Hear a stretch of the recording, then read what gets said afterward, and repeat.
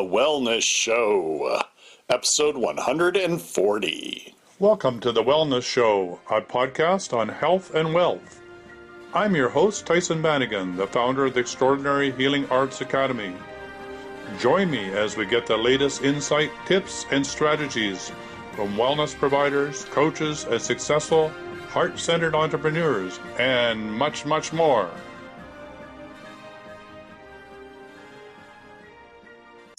Welcome to the show. This is the Wellness Show, and once again, I'm excited. I'm always excited. It seems to be my usual introduction because I get to meet and talk to amazing people. And today on the call, we have Kelly Lapseritis, and she's here for many, many reasons. But the one that is the most exciting for me is her connection to, well, many things. She's not only a healer. Well, let's go to her bio. So give me a sec here. I'm just going to go to her bio. So Kelly has a connection to the souls of multiple dimensions and levels of consciousness.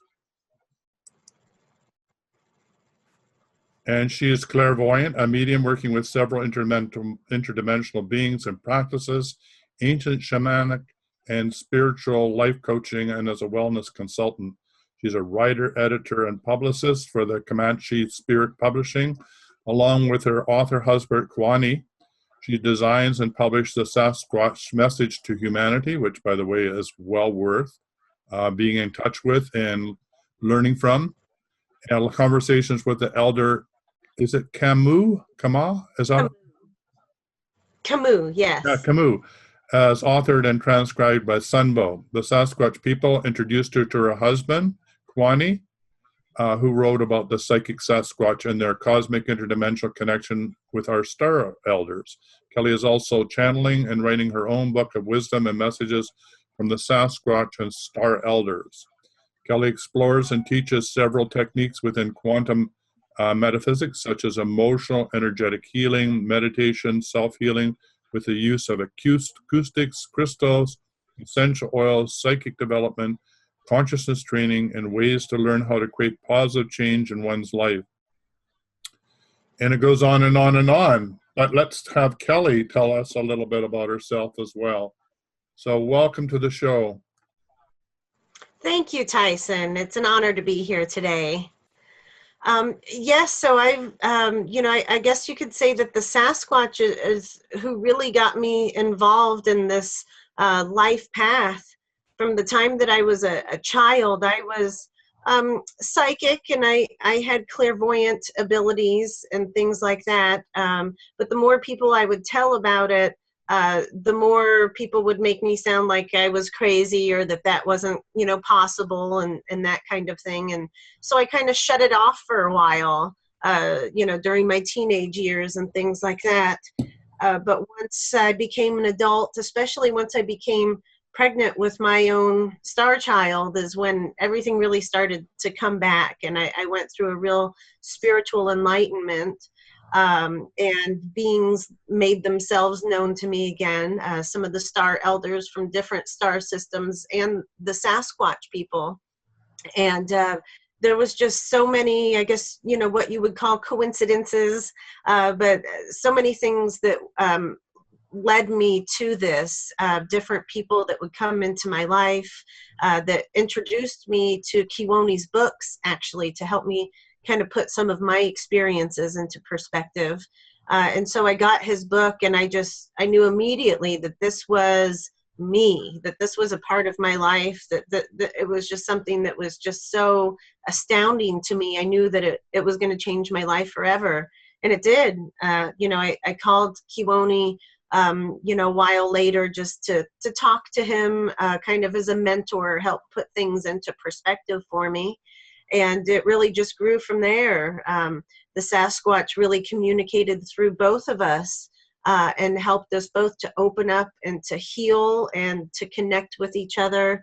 And they share so much wonderful ancient wisdom, not just about humans and the Earth's history and things like that are explained in the Sasquatch Message to Humanity from Camus, but even more than that, and different practices and shamanics that we can do to help ourselves, to help develop and evolve ourselves so that we can reach higher levels of consciousness.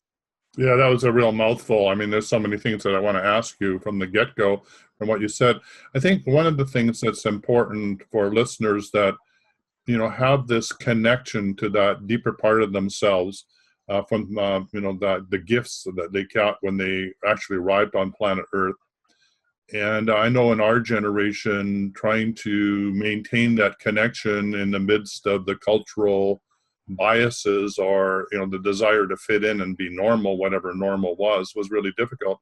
So how did you sort of survive that, or did you? It sounds like you sort of shut that off for a while, like I did, and then rediscovered it. So what would you suggest for those that have these abilities now as they come through, to help them maintain it through those years before they rediscover it? Like, is there? Well, yeah, I would say to practice them and to find like-minded people. At the time, the world is continuing to evolve, and our collective consciousnesses. So there's so many more people now that we can connect with and talk to about these things and discuss our ideas and experiences. So it's a lot easier now than it was, 30 years ago. So I would encourage people to find support groups, either online or locally, to discuss these things with. Some people do choose to shut it down, so to speak, for their own protection, whether that's consciously or unconsciously. And I don't feel that there's anything wrong with that either, because if you have the ability to do so, then it's probably in your best interest to do so for that time. Because I'm a firm believer that everything is going to come at the right time when it's meant to, when you put that intention out there, and when you're ready, personally, when you're ready for that change and for those next steps, then you'll just naturally evolve into that, and then you would be able to shed whatever layers or blocks might be in place that's keeping you from that.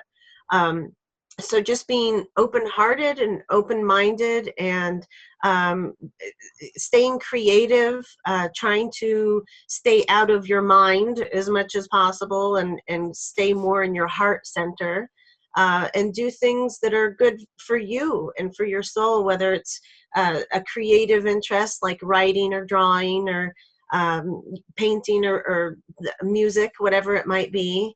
As well as meditation, I have found is a huge step to staying on the right path and to really understanding your higher self and your higher purpose. Great answer. Hi, this is Courtney Starhart here, and I'm here to talk to you about this wonderful new project called Finding the Force. It's an amazing adventure that I've started with my friend Tyhson. We are carrying over 100 years of collective knowledge together that we want to present in a digestible way to modern people. We're all looking for deep magic, and we can feel it in our bones. A lot of us are being called right now to delve into something much deeper than what we've currently got.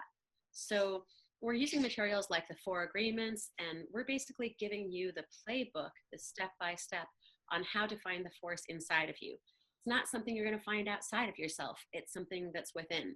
And we want to take you on your next best step every single time, because we need to pray for miracles. We all know that it's a crazy world out there right now.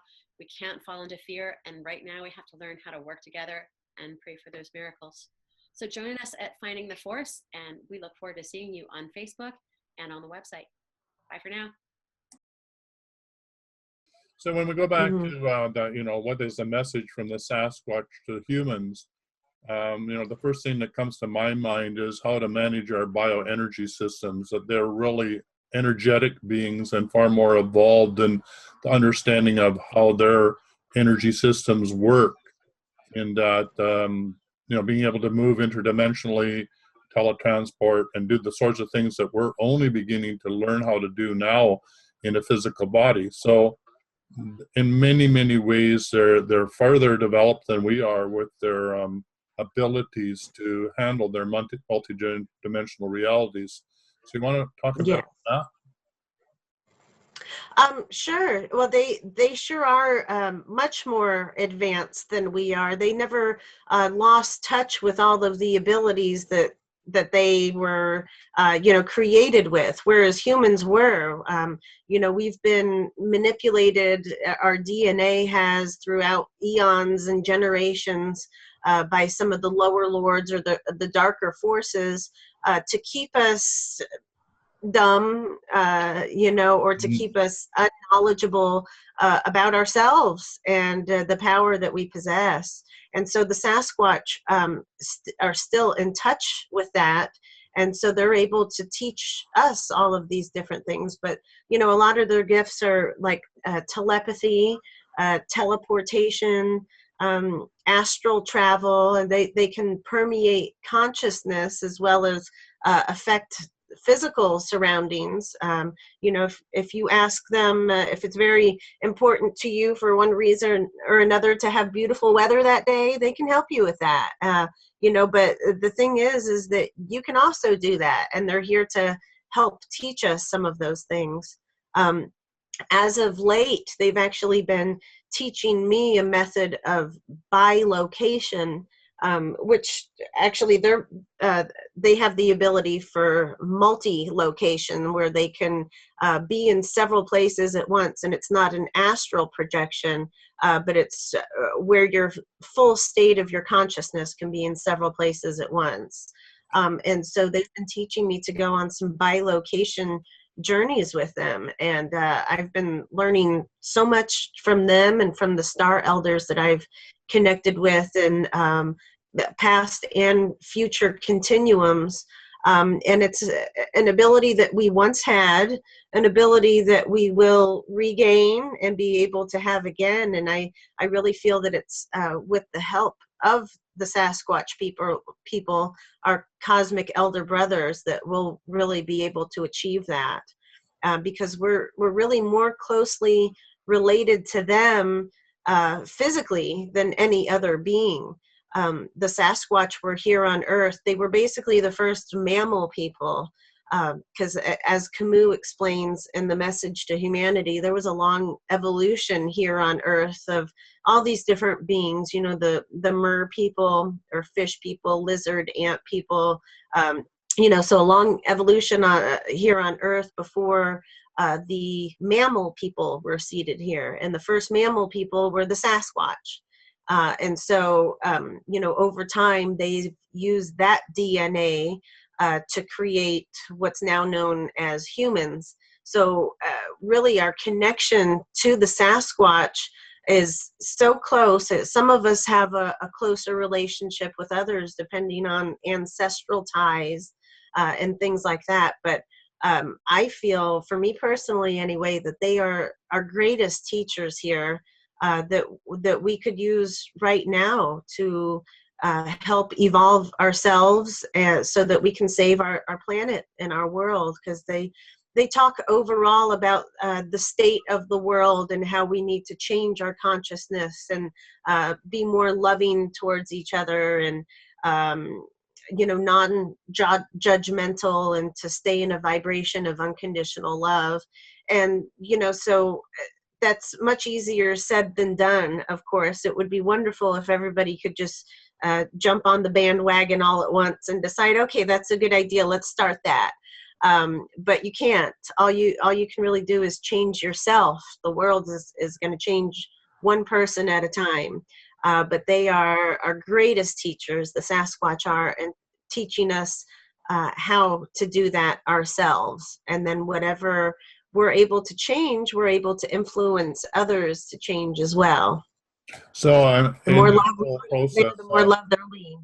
Sorry, I'm sorry, what was that? Oh, I was just wondering, in the so far in reading the book, the Psychic Sasquatch, and listening to you, it sounds like there's a one-to-one relationship, and in your case, it's through a marriage. So there's two having that relationship with a Sasquatch, but they're very family-oriented. I'm wondering whether there's been an opportunity to actually work with the Sasquatch in a group, so that they can teach that intercommunication on the group level, because I think that's part of the problem that we have here, is that while we are learning how to spiritually develop on our own, to learn how to open our hearts in many different multiple levels with each other like they do. So there's like the field of oneness is much more coherently possible for them to maintain than it is for us humans. So it seems like one of the next steps might be a group action. Yes, and well, it really is. But at this point, the collective vibration of the earth isn't ready to be, humans aren't quite ready to be meeting in physical groups with the Sasquatch for that. And not necessarily because of the small group that they'd be teaching, but just because of human nature. And if anything like that was ever found out, then the darker forces are going to do what they can to break it up and destroy it or kill them and things like that. But they do meet with us on a higher level of consciousness, which they can do. So, many people that are, practice different higher levels of being and meditation and things like that. The more that you practice your higher connections, the more you can connect with them in a group. Like I said, when I bilocate, I'm most often meeting a group, a large panel of them. And so that they're able to teach me through my subconscious, I guess you would say. But I come back remembering everything, and then I transcribe it so that I can share that, with our human friends here. So eventually it will come to that point where humans and Sasquatch can meet in the physical to learn from one another. But in the meantime, we have to develop ourselves more and be in a safe place in order for something like that to happen. So, like I said, right now, meetings of a sort is a consciousness meeting rather than physical.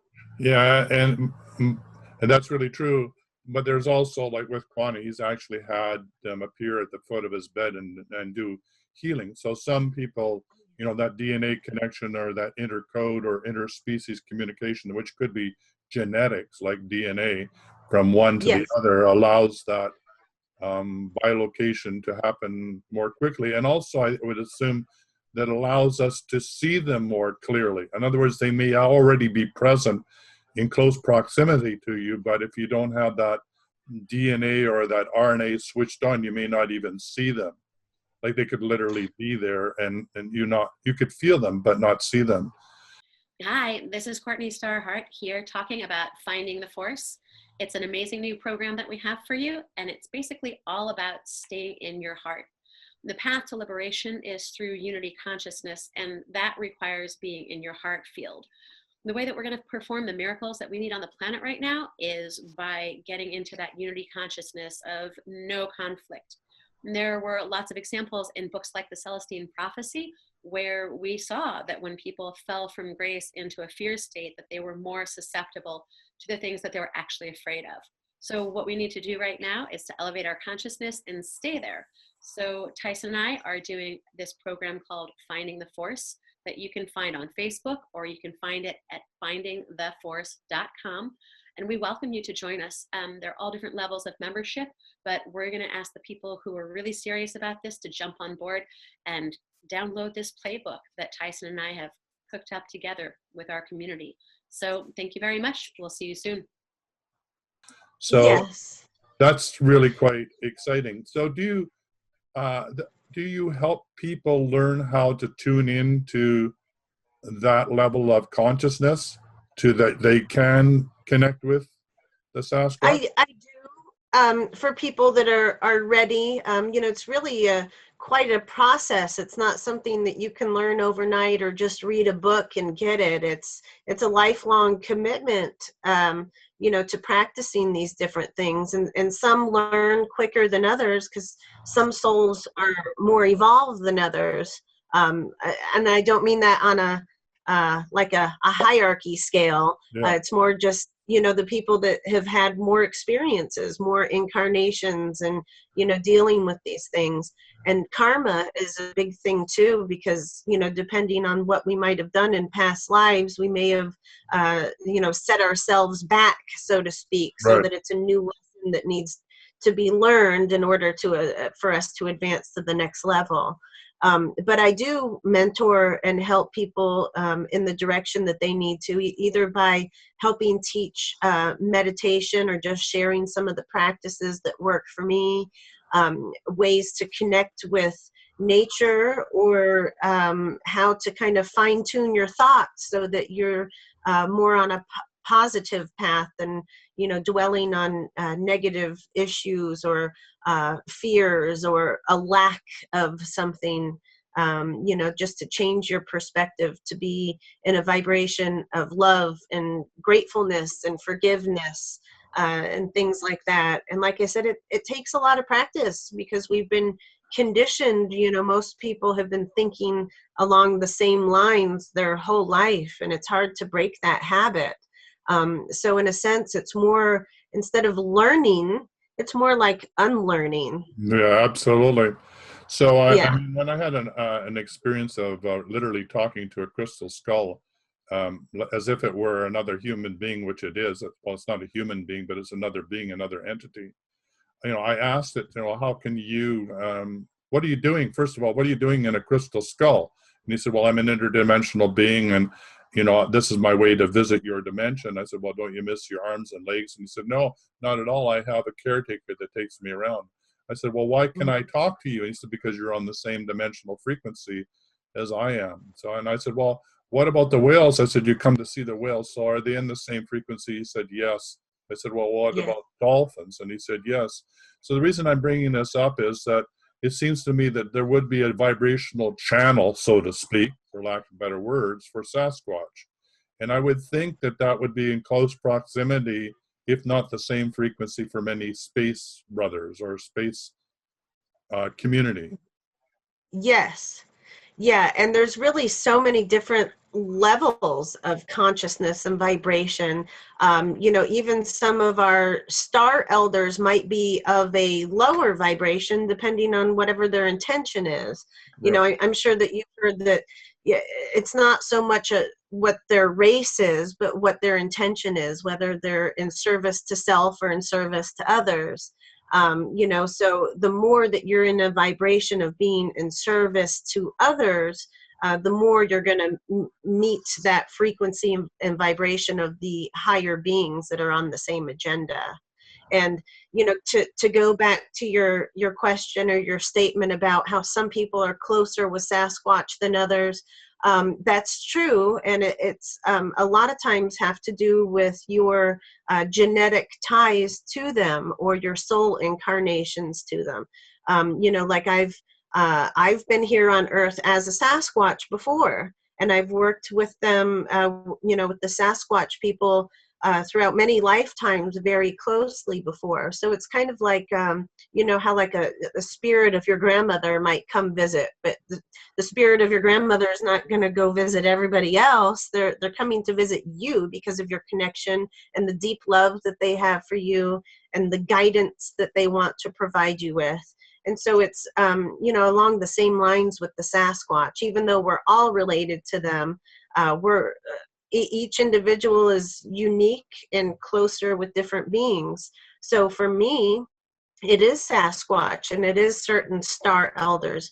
But with other people, it might be the fairy realm, or it might be, you know, a whole other different group of star ancestors, or it could be anything like that. But most people find themselves really drawn to something or another, even if it's the reptilians, because they're not necessarily bad either. It depends on their intention.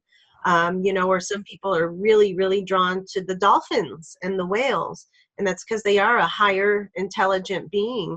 They're much more intelligent than humans. Absolutely. You know, even though humans may not say so. But I think that we're all kind of, you know, finding our unique ties to whichever being or realm of consciousness that we're most comfortable with and most closely related to. I love that. That's beautiful. So, you know, you will have that affinity.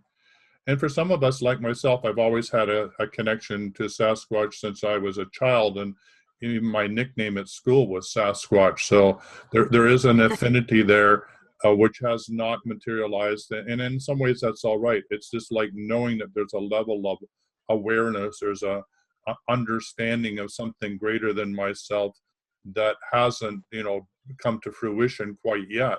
So to me, it's exciting too, because it's just another potentiality that I know that is absolutely available. So you mentioned something in the beginning that, when you had your first child, it was a star child.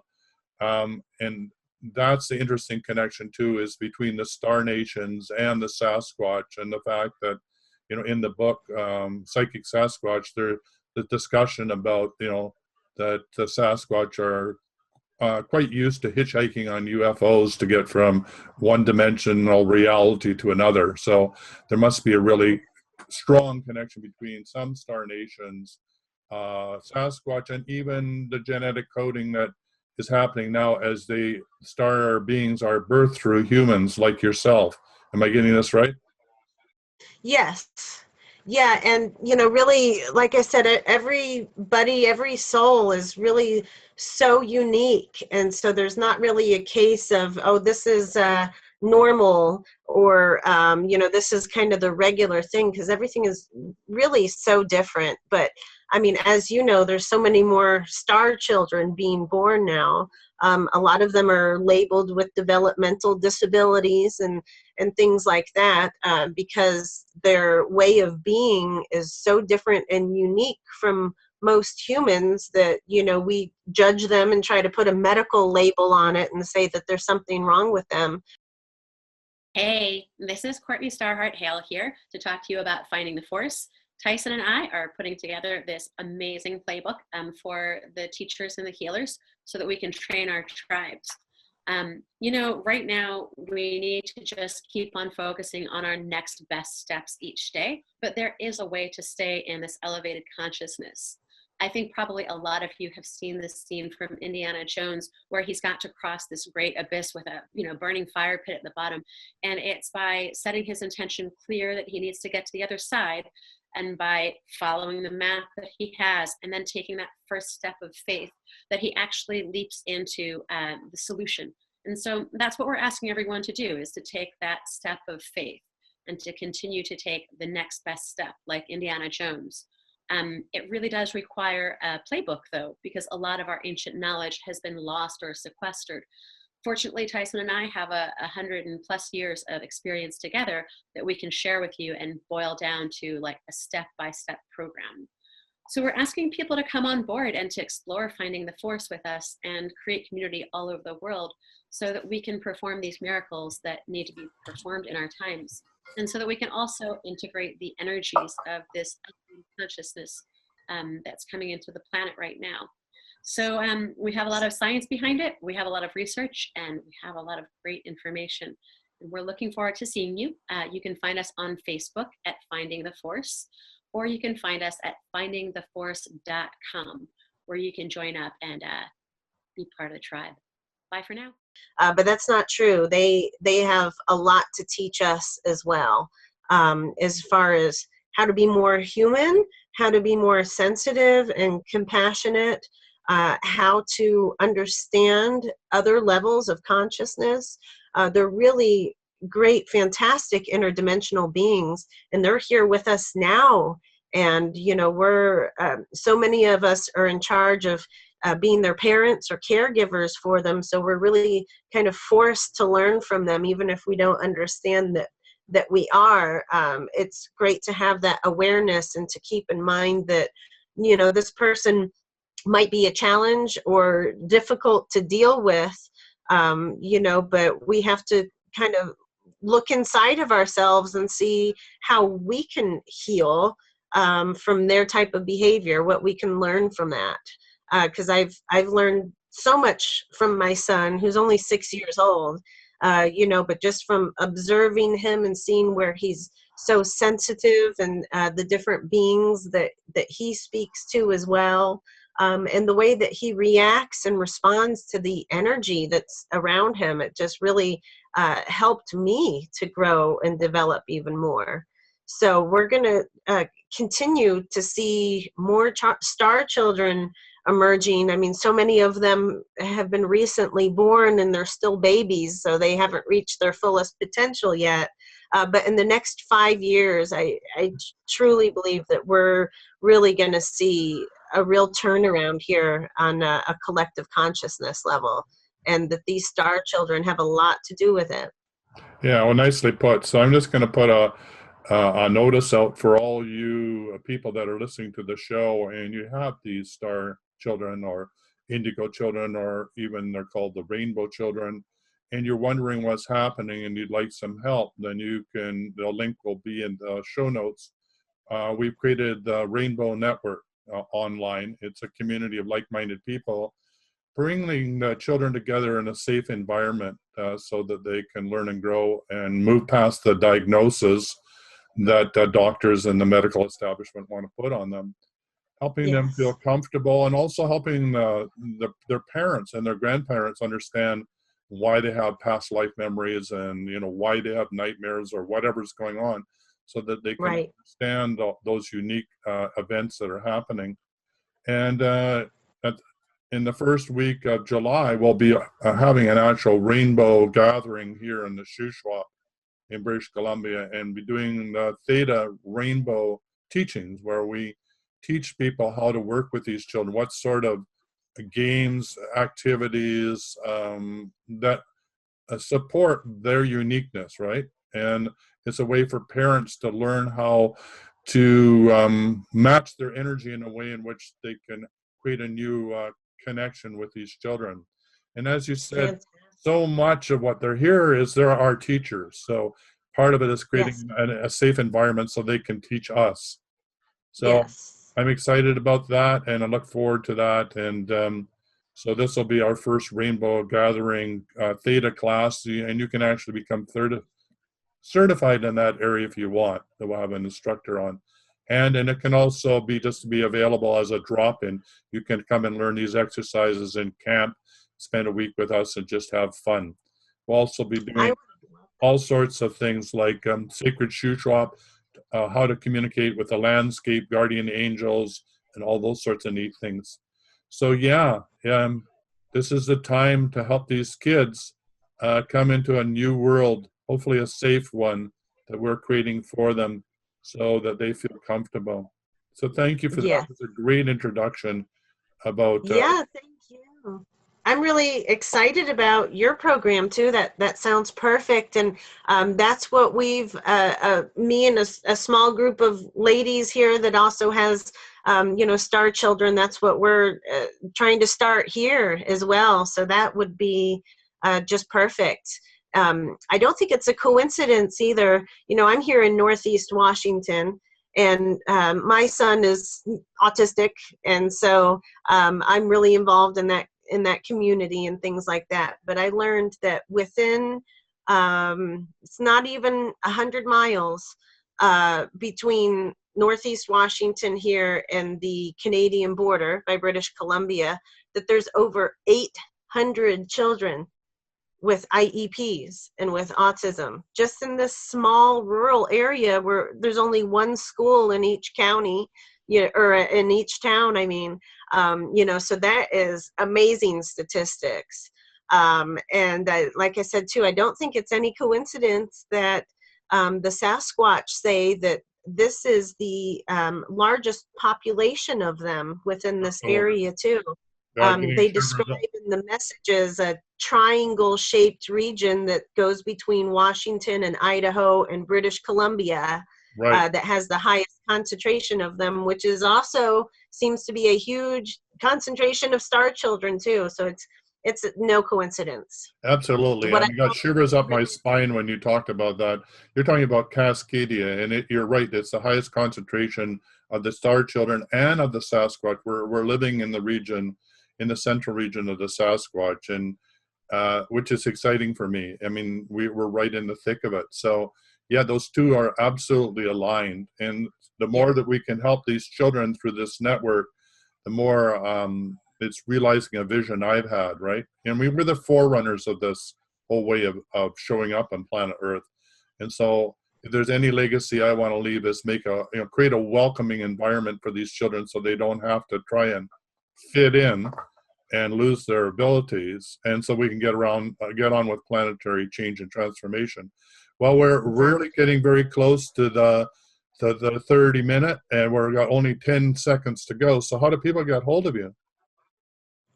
Facebook is a great place to find me. I have lots of pages and my public profile and groups as well. But my name is Kelly Lapseritis, Lapseritis.